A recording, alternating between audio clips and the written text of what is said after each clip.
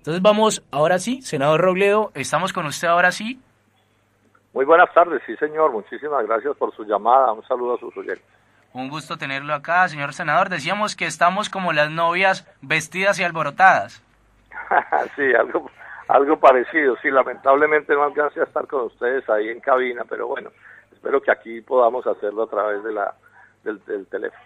No hay ningún inconveniente. Senador, veníamos hablando, estamos desarrollando el tema sobre 4 ejes fundamentales, que es el eje político, económico, social y el tema de integración. Ya veníamos desarrollando el tema de integración, ahora nos queremos centrar con usted en el eje de la política, el eje político colombiano. Y queremos hablar precisamente sobre una situación que tiene en vela a todo el pueblo colombiano, que es el tema de la venta de Isagen, este tema de la supuesta subasta, y el ministro Cárdenas. ¿Qué tiene usted para contarnos sobre esto, señor Robledo? Ahí hicimos la semana pasada un debate en el Senado el lunes. Yo fui uno de los senadores que intervino en el Senado y hubo como 3 grandes hechos principales, ¿no? El primero es que se demostró hasta la saciedad que la venta de Isagen fue, digamos, un propósito equivocado. Sí, o sea, por razones de conveniencia esa fue una mala decisión, porque Isagen es una gran empresa en un sector estratégico, le deja excelentes utilidades al Estado. O sea, no la venden por mala empresa, sino por muy buena. Es como el caso del que mató la gallina de los huevos de oro. Esa fue una primera explicación que hicimos en detalle. Yo hablé cerca de una hora. El otro hecho, que si se quiere es más grave que el anterior, es que a la empresa la vendieron a menos precio. O sea, se defraudó el interés nacional, porque se hizo mediante una subasta que resultó ser de un oferente, o sea, una falsa subasta, una especie de estafa a la ciudadanía, porque pues la palabra subasta lo que quiere decir es que participa más de uno y que hay competencia, y aquí no la hubo. Y yo expliqué muy en detalle cómo hay muchos indicios que dicen que hubo una especie de conspiración entre transnacionales y el gobierno nacional para defraudar al país. Y el tercer hecho que se puede resaltar del debate del lunes es que el ministro Cárdenas se defendió pues muy mal, o sea, prácticamente no hizo ninguna defensa a su favor. Lo que sucedió fue que los congresistas amigos del gobierno salieron a defenderlo como quien defiende a un amigo en el combo, ¿no? Sí, como parte de su club de amigos, pero no porque tuvieran argumentos ni razones. Entonces, digamos que nosotros cumplimos con nuestro deber de hacer un excelente debate lleno de argumentos y razones, y ellos se defendieron no con la razón sino con la fuerza, ¿no? Somos más, somos el gobierno, tenemos plata, recursos, mermelada, y vamos a absolver al ministro Cárdenas, que sin duda ante la opinión pública está pues severamente condenado. Jorge Enrique, ¿cómo vas? Hablas con Emiliano Pombo de la Mesa del Trabajo. Estaba viendo 2 de los 3 proyectos de ley que tú estás haciendo.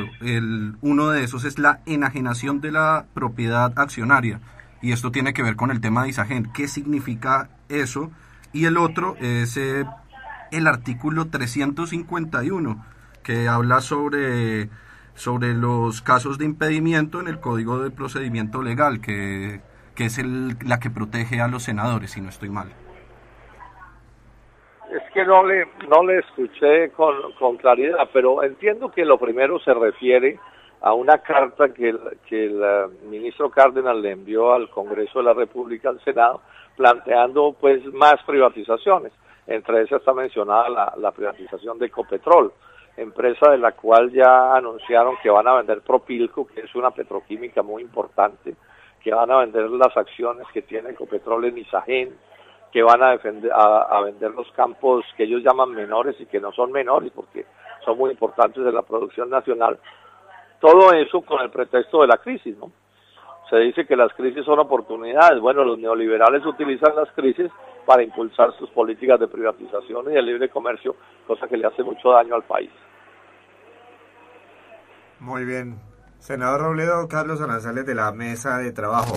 Hay otro aspecto que es preocupante dentro de todo este marco también económico. Ya el TLC anda sí o sí, a pesar de la arrogancia del presidente Santos y de los gobiernos de turno.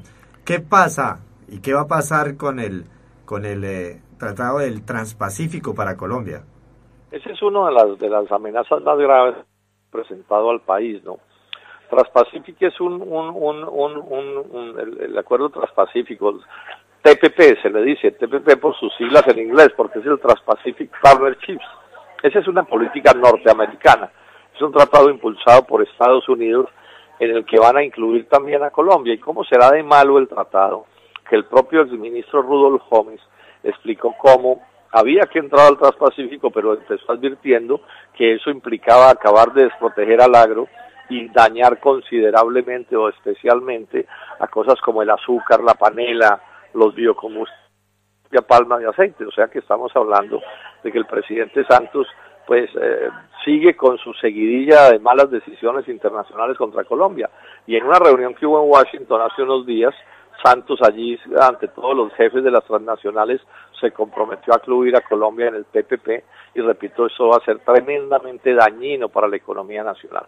Y como si fuera poco, están tramitando el ingreso de Colombia a la OCDE, a la OCDE, que es una organización internacional que controlan los gringos y las potencias europeas, y que le va a hacer también un daño inmenso a Colombia ingresar a ese proyecto.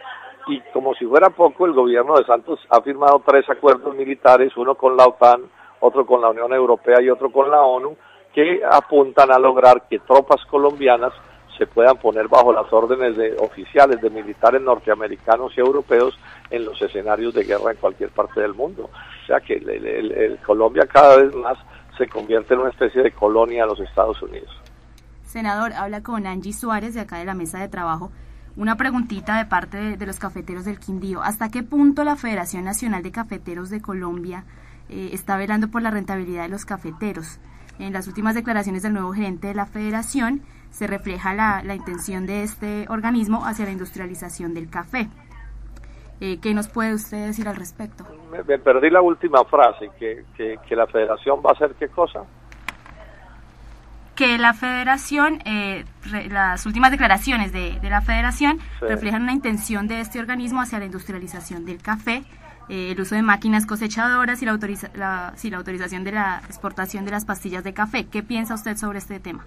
A ver, la situación de la economía cafetera en Colombia es muy complicada desde 1989 porque se rompió el Pacto Internacional del Café. Romper el Pacto Internacional del Café lo que quiso decir es que desde esa época para acá, del precio mundial del café, los países productores cada vez toman menos. O sea, cuando usted hace la cuenta final de la economía cafetera, un país cafetero toma menos del 10% de lo que pagan los consumidores finales.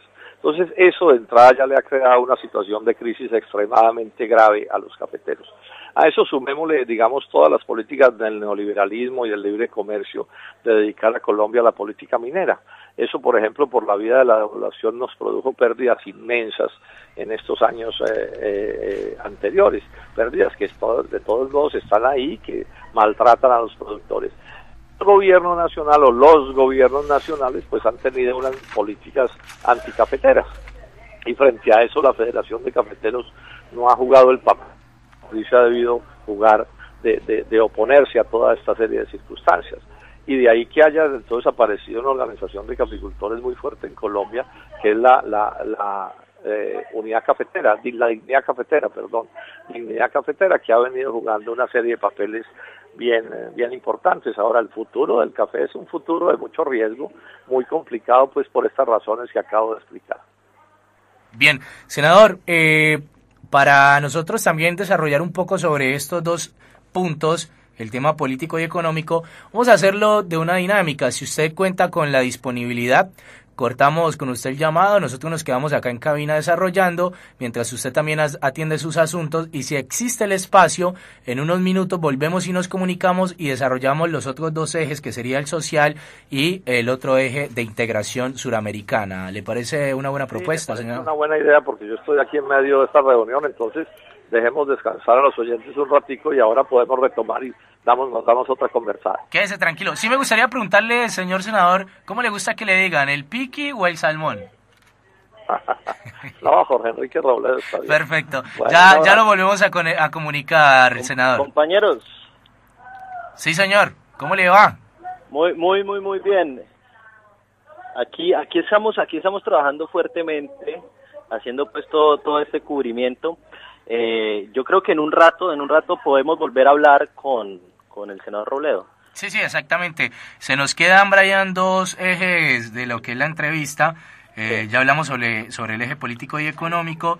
Ahora vamos a tocar nuevamente en la próxima comunicación lo que sería el eje social y de integración, precisamente con el tema de la UNASUR. Entonces, Brian, seguimos en contacto. Nosotros nos quedamos en cabina desarrollando estos dos temas de los cuales habló el senador, y en unos minutos volvemos a entablar lo que es la comunicación. Listo, Alan, un abrazo para todos por allá en la mesa de trabajo. Bueno, ya nos comunicamos.